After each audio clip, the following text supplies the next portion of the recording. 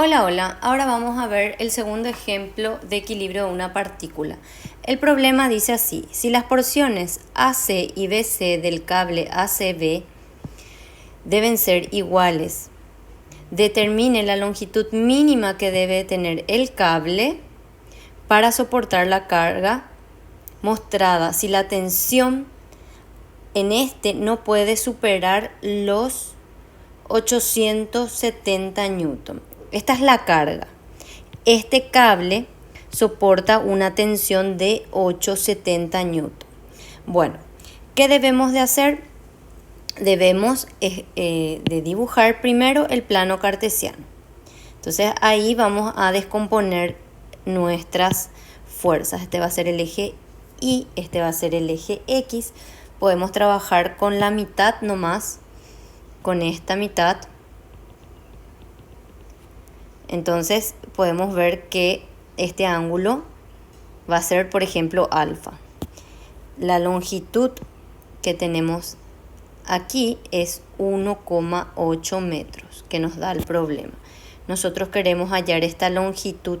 Esta longitud va a ser la mitad de la cuerda, ¿verdad? Porque nos decía que tienen que ser iguales a C y BC.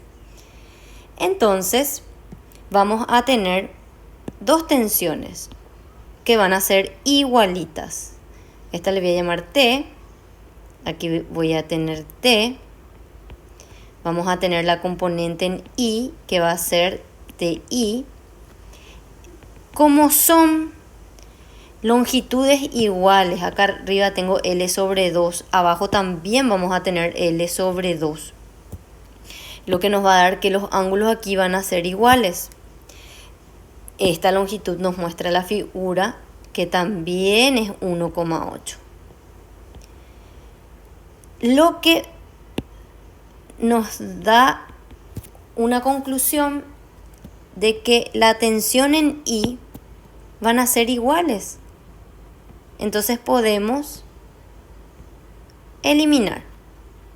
En cambio, las tensiones en X se van a sumar, vamos a tener el doble. Vamos a tener aquí una tensión X y debido a la fuerza de aquí abajo vamos a tener otra componente TX. Entonces, fíjense que solamente se van la componente vertical. Siempre aplicando la condición de que la sumatoria de las fuerzas debe ser 0. Entonces la componente en X, la suma de todas las componentes en X debe dar 0. Y la suma de las componentes en Y da 0, que ahora mismo no nos va a dar ninguna información porque son iguales. Entonces no planteo. Vamos a trabajar solo con el eje X. Para el eje X vemos dos fuerzas positivas, tensión en X, tensión en X. Entonces va a ser tensión en X más tensión en X menos 1200. Eso es igual a 0. Tensión X es igual a 1200. Tensión X, 600. Entonces, sabemos por triángulo rectángulo que el eje X le está tocando al ángulo alfa. Entonces el eje X va a ser coseno. Si le toca es coseno. Este nomás nosotros necesitamos. Entonces TX es igual a T por coseno de este ángulo. Eso es lo que va a ser TX. Bueno, entonces tenemos T por coseno de alfa es igual a 600. Y T ya nos daba el valor, nos decía que era 870. Coseno de alfa es igual a 600. Y ahí tenemos que coseno de alfa es 600 sobre 870. Entonces alfa nos va a dar 46,39. Ya podemos hallar la longitud. Tenemos el triángulo. Acá es L sobre 2, acá es alfa. La altura es 1,8 en metros. Y este ángulo alfa hallamos que era 46. Vamos a indicar nomás. Es este ángulo que está acá. Entonces, nosotros queremos la hipotenusa. Tenemos de dato la altura, el opuesto al ángulo.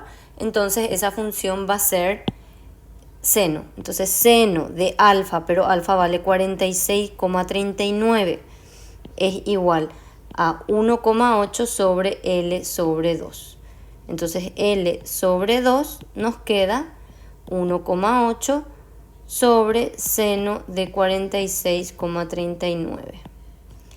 L me queda 2 por 1,8 dividido seno de 46,39. Entonces L nos queda finalmente 4,97 metros. Muchas gracias.